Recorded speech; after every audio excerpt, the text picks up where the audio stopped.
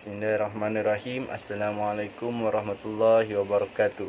Saya Ahmad Amirul Aziz bin Azita, bernombor ID BF 0106673. InsyaAllah akan cuba membentangkan kajian yang telah saya kaji yang bertajuk apakah evangelis dan pergerakannya di Malaysia. Sebelum itu, apakah itu evangelis? Evangelis merupakan salah satu jenis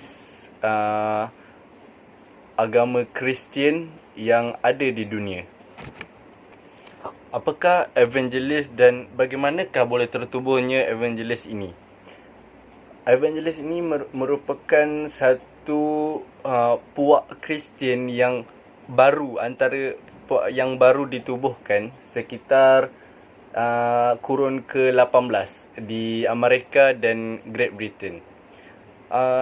Evangelis ini tidak mempunyai tradisi yang seperti agama-agama Kristian lain seperti Katolik dan lain-lain. Dan mereka juga tidak kaya seperti yang lain-lain kerana evangelis merupakan satu agama baru dalam Kristian yang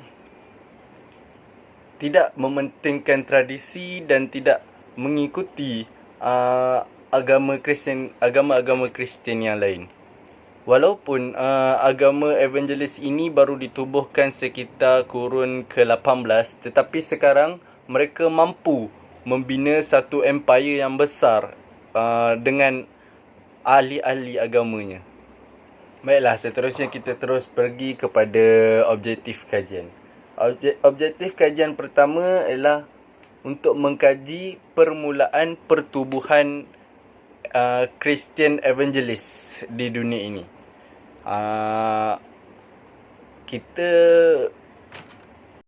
Selain itu, objektif yang kedua adalah bagaimana Christian Evangelist ini meluaskan penyebaran ataupun keagamaan mereka di Malaysia. Dan objektif yang ketiga ialah untuk mengenal pasti faktor dan kesan Christian Evangelist di Malaysia buat masa sekarang. Pergerakan Christian Evangelist di Malaysia. Christian Evangelist ni sebenarnya merupakan satu agama, satu bangsa yang lebih bertekad untuk menarik orang untuk memasuki agama mereka.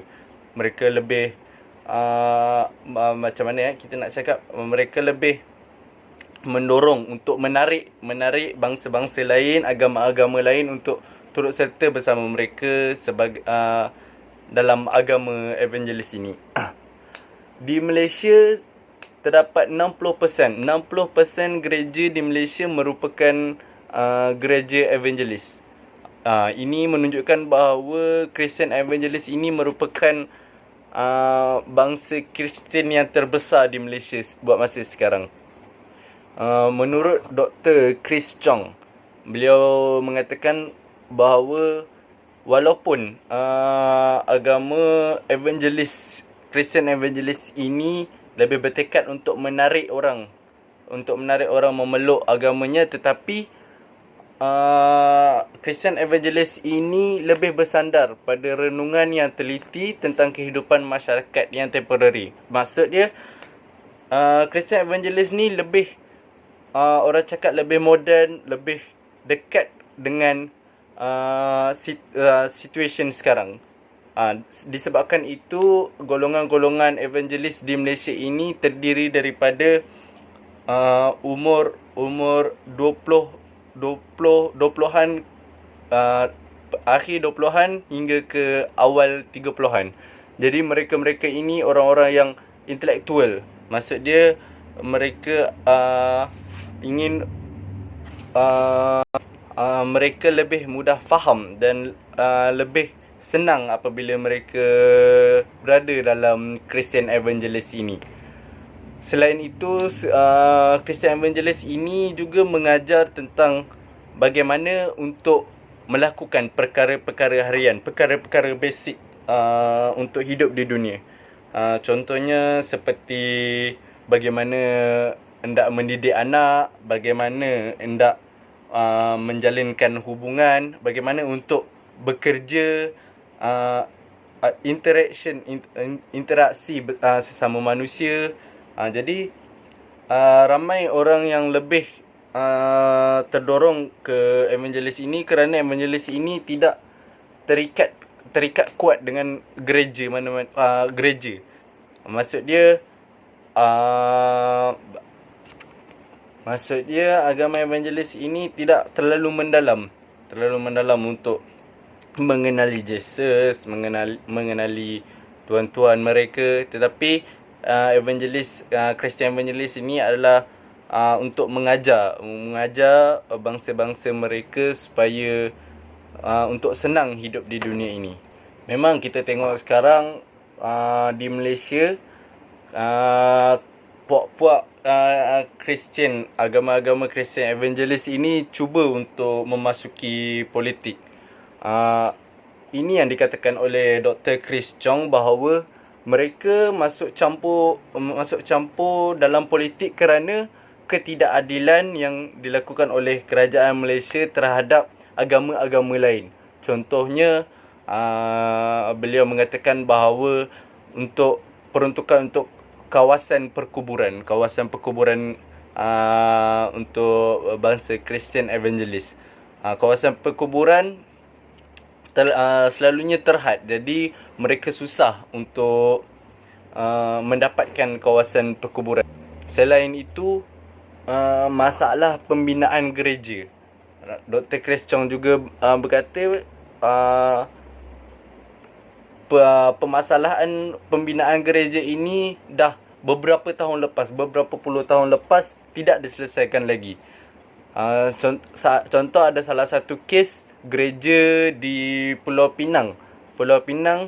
Hendak mendirikan gereja, tetapi selepas 20 tahun permohonan baru diluluskan untuk membuat gereja. Jadi disebabkan ketidakadilan itu, mereka mula masuk campur dalam politik kerana ingin menegakkan keadilan bukan sahaja untuk agama mereka tetapi untuk agama-agama lain juga.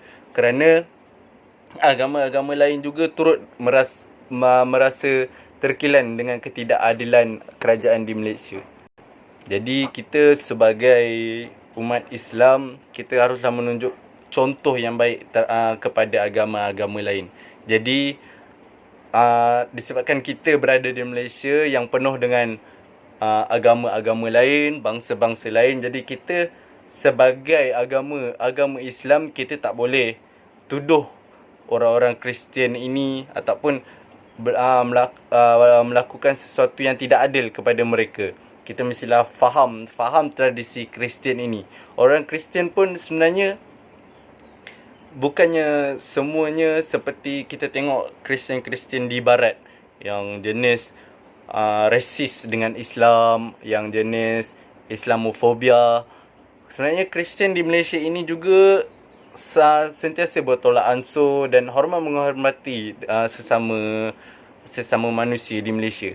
Jadi akhir kata, marilah kita sebagai orang-orang yang ingin mengejar ilmu, sama-samalah kita fahami tradisi agama-agama lain supaya kita tidak salah faham dan kita tidak berpaling tadah daripada Islam. Sekian daripada saya. Wabillahi taufiq wal hidayah. Wassalamualaikum warahmatullahi wabarakatuh. Assalamualaikum.